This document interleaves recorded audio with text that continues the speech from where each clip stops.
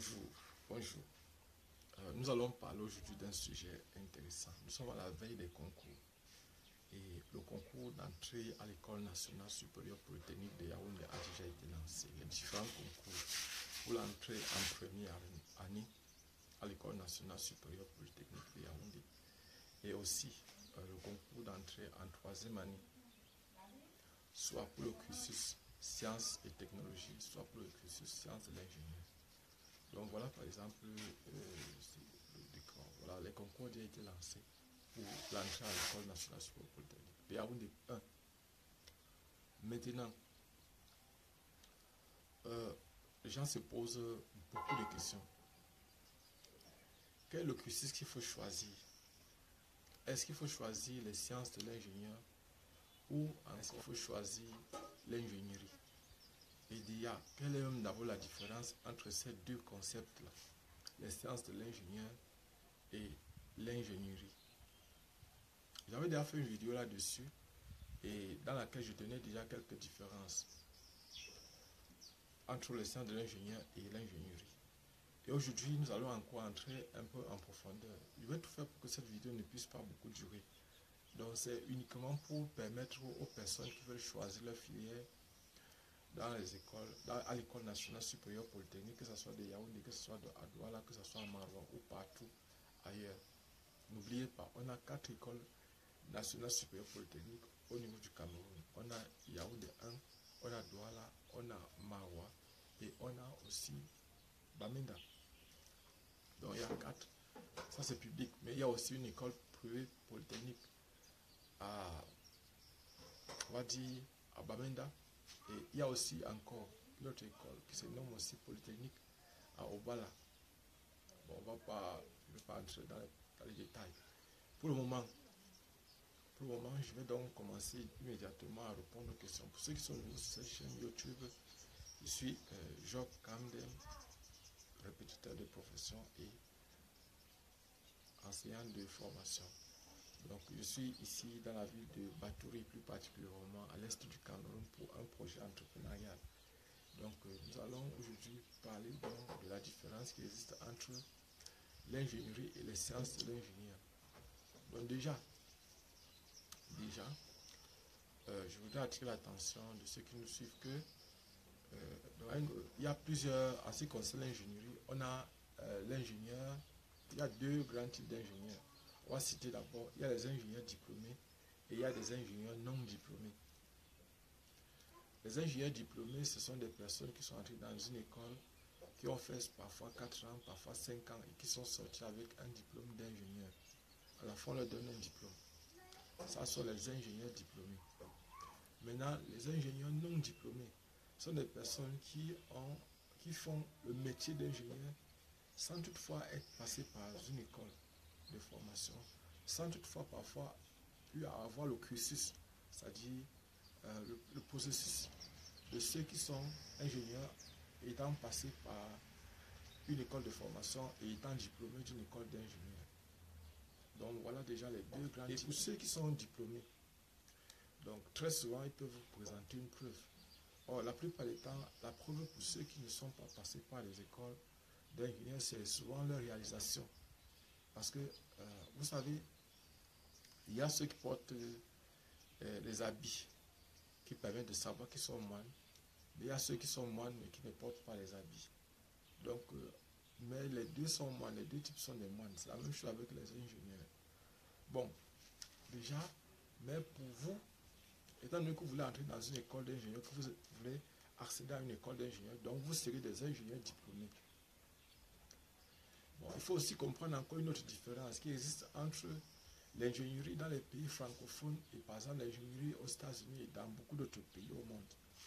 Dans d'autres pays au monde, la notion se réfère par exemple à la notion de haute technologie et de créativité, de développement. Bon, déjà, revenons d'abord, je ne vais pas encore entrer en profondeur, je suis encore de façon superficielle. Aux États-Unis, par exemple, le diplôme d'ingénieur s'obtient, on appelle ça, ils ont un master, ce qu'on appelle un master 2. Ils ont un master, par exemple, alors qu'en France, par exemple, c'est le diplôme qu'on donne après avoir fait d'abord 2 ans dans une école prépa ou bien dans une université. Après ça, maintenant, il faut faire encore 3 ans dans une école d'ingénieur, avec succès bien sûr. C'est-à-dire c'est après 5 années, après le baccalauréat, qu'on obtient le diplôme d'ingénieur ou ses équivalents. Donc voilà. Et un ingénieur, c'est une personne. Il y a donc encore deux autres formes d'ingénierie. On a les ingénieurs spécialistes et les ingénieurs généralistes. Donc, si par exemple il faut parler des ingénieurs de façon générale, on a donc ces deux grands groupes, c'est-à-dire les ingénieurs spécialistes et les ingénieurs généralistes. Les ingénieurs spécialistes sont des ingénieurs, des personnes qui ont des capacités particulières de créativité, de création, de maîtrise des procédures, d'invention, bref. En fait, l'ingénierie, c'est un vaste domaine. Et on le retrouve dans beaucoup d'autres domaines. C'est un vaste domaine où il y a différents types de compétences à acquérir. Et à la fin, un ingénieur, c'est aussi une personne capable de détecter un problème ou une difficulté et une solution. Voilà surtout le véritable rôle d'un ingénieur. C'est une personne capable de détecter un problème et d'apporter une solution. Ça peut être dans le domaine de l'entreprise, ça peut être dans le domaine de l'informatique, ça peut être dans tous les autres domaines. C'est-à-dire, il peut constater un problème au niveau de la société et il y apporte une solution. Ça, c'est le travail d'un ingénieur. Et maintenant, un ingénieur généraliste, c'est une personne donc qui n'a pas, par exemple, une compétence bien précise, fixe. C'est-à-dire, c'est comme un médecin généraliste qui fait un peu de touche à tout et qui a des compétences un peu de partout. Un exemple, au niveau de l'École nationale supérieure polytechnique de Yaoundé, on a par exemple, ce qu'on appelle le génie industriel. C'est un génie, par exemple, au niveau de l'École nationale supérieure polytechnique qui touche le génie informatique, génie mécanique, génie télécommunication, génie, il n'y a pas de génie informatique, génie mécanique, génie télécom, génie civil, génie électrique. En fait, c'est un domaine qui touche un peu de tout. Alors, ceux qui font génie industriel, par exemple, au niveau. Donc, ceux qui font génie industriel sont un peu considérés comme étant des ingénieurs généralistes. Ils ne sont pas spécialistes. Alors que celui qui fait génie électrique est concentré sur l'électricité. Donc, il va avoir une compétence bien précise. Il va obtenir un diplôme qu'on va appeler ingénieur généraliste. Maintenant, on va parler un peu aussi de ce qu'on entend par les sciences de l'ingénieur. Les sciences de l'ingénieur, finalement, c'est quoi concrètement? Quelle est la différence entre les sciences de l'ingénieur? Je vais prendre un exemple. En chimie, lorsque vous voyez, ou bien en physique, on a des ingénieurs physiciens, ou en chimie, on a des ingénieurs chimistes. Les ingénieurs chimistes sont des personnes qui ont des aptitudes particulières à connaître les procédés chimiques, les procédés industriels et à connaître par exemple des techniques et à être capable de pouvoir résoudre les problèmes qu'on peut rencontrer dans le domaine de l'industrie chimique, de l'industrie des transformations chimiques. Et maintenant, il faut faire la différence entre un chimiste et un ingénieur chimiste. Personnellement, je suis un chimiste. Et je peux aussi dire que je suis un ingénieur chimiste, mais je suis chimiste diplômé. Là, la différence, je ne suis pas un ingénieur chimiste diplômé. Je suis un ingénieur chimiste, je suis un enseignant de chimie, je suis un chimiste. La différence entre les deux, c'est quoi? C'est qu'il y a un qui est concret, qui est pratique, qui résout les problèmes particuliers, alors qu'il y a un qui est généraliste, qui maîtrise les concepts, les grands concepts. Là, c'est le chimiste qui maîtrise les grands concepts, qui maîtrise par exemple les grands contours, les grandes théories de la chimie. Celui qui fait par exemple l'ingénieur chimiste n'a pas besoin de tout ça. Il a besoin de se concentrer sur les différents procédés. Si par exemple il est dans le domaine industriel, du textile par exemple, quels sont les différents types de fils qu'on utilise, des produits qu'on utilise, des substances chimiques qu'on peut utiliser pour la création par exemple des polymères avec lesquels on va faire par exemple les habits. Quelles sont par exemple les substances qu'on peut utiliser pour la synthèse des polymères. Et à quelle température est-ce qu'on peut les refroidir, comment on peut, c'est-à-dire maîtriser toutes les procédures là. Ça, c'est un ingénieur chimiste. Ça, c'est en fait dans le domaine de l'ingénierie chimiste. Mais maintenant, le chimiste généraliste, c'est une personne qui peut bien comprendre le procédé, mais il n'est pas très pratique, il n'est pas tellement pratique. C'est vrai, quand on soutient une thèse, quand on soutient le doctorat en chimie, on se spécialise. Mais on est différent de l'ingénieur chimiste. Parce que l'ingénieur chimiste, c'est quelqu'un qui travaille déjà en entreprise, qui est déjà en train de résoudre les problèmes concrets concernant la chimie. C'est un peu la même chose avec les sciences de l'ingénieur. Les sciences de l'ingénieur sont un peu comme les sciences chimiques, les sciences physiques ou les sciences mathématiques. Donc, elle va venir étudier tous les outils que les ingénieurs utilisent. Ils vont venir étudier, par exemple, le travail de l'ingénieur.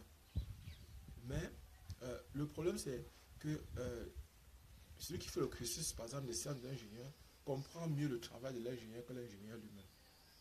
C'est-à-dire qu'il est capable de comprendre toutes les procédures, toute la procédure, comment quitter du début, comment faire un ingénieur pour réussir à résoudre un problème en entreprise, pour résoudre peut-être un problème de créativité ou d'invention. Et celui qui fait le cursus sciences de l'ingénieur, ceux qui font les sciences de l'ingénieur, la plupart des temps vont avoir le matériel mathématique, le matériel physique, le matériel chimique, c'est-à-dire tout le matériel, tout le potentiel pour pouvoir faire, qui est utile à un ingénieur pour pouvoir réaliser ses œuvres, pour pouvoir résoudre un problème d'ordre pratique. Voilà celui qui fait les sciences de l'ingénieur.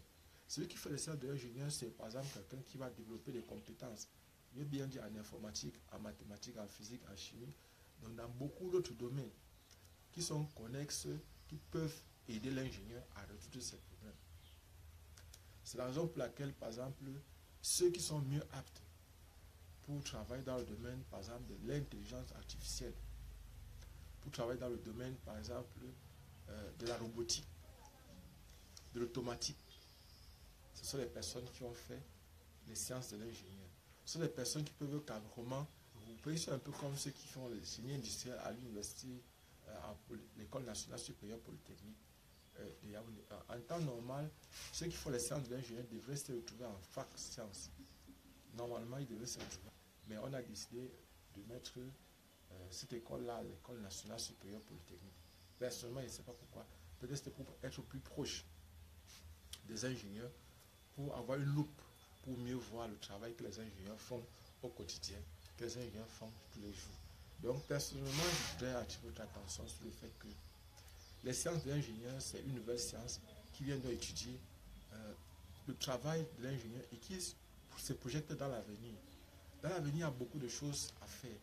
Il y a les satellites, par exemple, comment, par exemple, lancer les satellites, comment, par exemple, faire une chirurgie une nanochirurgie.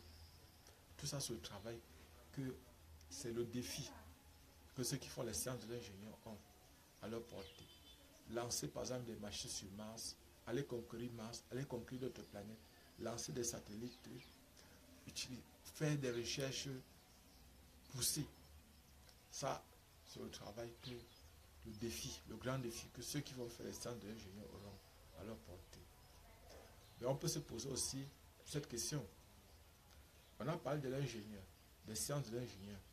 Mais à côté, on vient trouver ceux qui font ce qu'on appelle humanité numérique. Et aussi humanité numérique et art numérique. Ça sont d'autres filières qu'il y a aussi au niveau de l'école nationale supérieure polytechnique. Donc ce qu'il faut savoir, c'est qu'il y a, et ceux qui font par exemple humanité numérique, ce sont ceux qui peuvent faire par exemple les sciences sociales, joindre les sciences sociales, c'est-à-dire la philosophie, la géographie, la sociologie, la psychologie, l'anthropologie, en fait toutes ces sciences sociales-là qui jouent ça, le numérique, c'est-à-dire informatiser l'informatique liée à la sociologie, l'informatique liée à la psychologie, l'informatique liée. Et là, on peut prévoir le comportement, on peut prévoir, par exemple, on peut faire des simulations, on peut concevoir, par exemple, des logiciels, il y a plein. Le travail est vaste pour ceux qui font humanité numérique. Ceux qui font aussi art numérique, le travail est aussi intense, parce que ce sont des personnes, ceux qui font art numérique, c'est de joindre l'art au numérique. Il y a par exemple ceux qui font les dessins. Il y a le dessin d'art, le dessin technique. Ça rentre dans l'art numérique. Il y a ceux qui font le dessin d'architecture, tout ça rentre dans l'art numérique. Il y a ceux qui font par exemple les dessins animés, les jeux vidéo. Ceux qui font par exemple dans les simulations, par exemple de la biologie, les simulations, tout ça rentre dans l'art numérique. En fait, ce qu'il faut comprendre, c'est que ce sont des génies, des filières porteuses pour demain. Donc, personnellement, je peux que vous conseiller, si vous avez la possibilité, de vous préparer. Et avant d'arrêter cette vidéo pour aujourd'hui, je voudrais dire pour ceux qui préparent le concours 2024 que nous faisons les prépas en ligne. Vous pouvez vous inscrire. Et je précise, il y a des personnes qui pensaient que nous devons faire les prépas peut-être à 1000 francs ou à 2000. Non. Les prépas chez nous, pour ceux du niveau bac, c'est 15 000 francs par mois. 15 000 pour ceux qui font les prépas niveau bac. Pour Polytech, c'est 30 000. Je précise bien, pour l'école nationale supérieure polytechnique, c'est 30 000 pour les frais de prépa. Niveau bac, je précise. Niveau bac. Niveau licence, c'est 25 000 par mois. Donc, pour l'école nationale supérieure polytechnique, c'est 50 000. De maintenant jusqu'à la compo.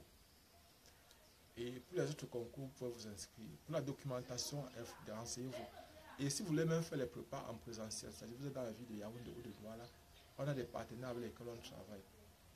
Si vous voulez aussi faire vos prépas, demandez, on va vous informer. Et aussi, je voudrais préciser que il y a aussi les documents, la documentation des prépas concours. Pour vous préparer à vos concours, les anciens sujets corrigés, tout ça comme ça. Demandons, on pourra vous aider à vous fournissant ces épreuves-là. Peu importe là où vous êtes au Cameroun, votre document pour arriver à bon port entre vos mains. Et la dernière chose à laquelle je voulais faire allusion, c'est les bourses. Les bourses. On a des partenaires qui offrent des bourses aux étudiants et aux élèves. Je précise, pour ces bourses-là, vous allez seulement dépenser pour 6 mois de travail 13 000 francs. Si vous voulez faire un permis de conduire, si vous voulez apprendre à conduire. Et aussi, les cours d'anglais pour les mathématiques, cours d'anglais pour les physiques, cours d'anglais pour la chimie, cours d'anglais pour la biologie, cours d'anglais pour la technique. Bref, pour les cours d'anglais, vous avez, c'est aussi 13 000 francs. Ils vous accordent toujours les bourses. Vous pouvez faire pendant 6 mois ou bien pendant 3 mois. Vous avez le choix. Et aussi, la dernière chose à laquelle je voulais faire allusion avant d'arrêter cette vidéo, c'est que franchement, je voudrais vous remercier. Nous sommes déjà à 4700 abonnés sur notre chaîne YouTube. Et je voudrais franchement vous dire merci parce que vous partagez énormément nos vidéos. Je voudrais vous dire encore merci parce que franchement, les interactions. Et je voudrais aussi dire merci à l'univers de vous avoir. On se voit prochainement.